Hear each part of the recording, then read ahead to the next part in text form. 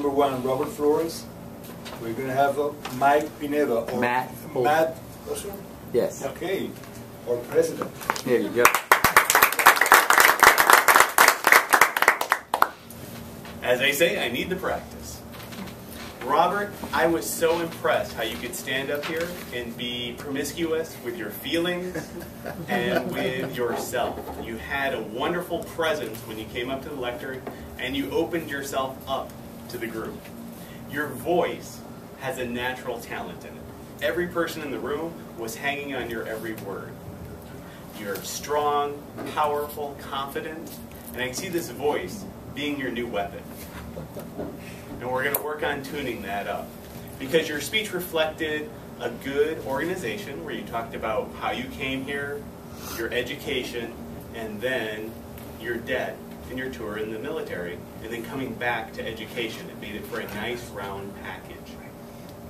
With that voice, the military taught you physical power. And that can make change. But some of the most powerful change leaders in this world used a more powerful weapon, and that's their voice.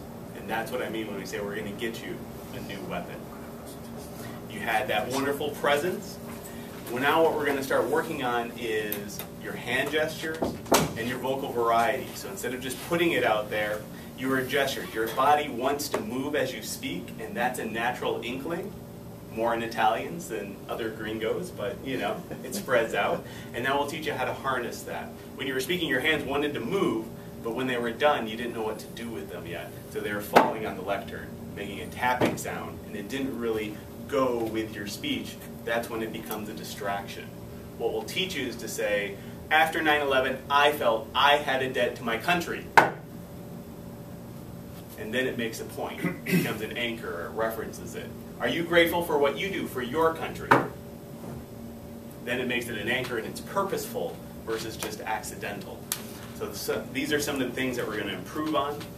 Your presence in the meeting and during your speech is something that we'd love to see come out of every Toastmaster. He was able to incorporate the word of the day. He didn't know what that was before he wrote his Icebreaker. He was able to incorporate John's theme of gratitude.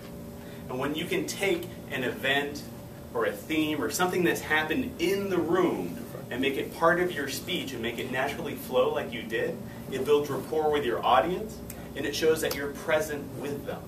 You're here with us in the room. People don't like to be spoken at, and they don't like it when people just come up and and then I'm done.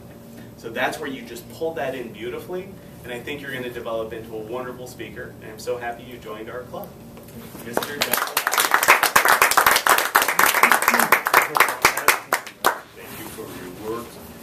Now we're going to have evaluator number 2, Mike Pineda, or area governor, evaluating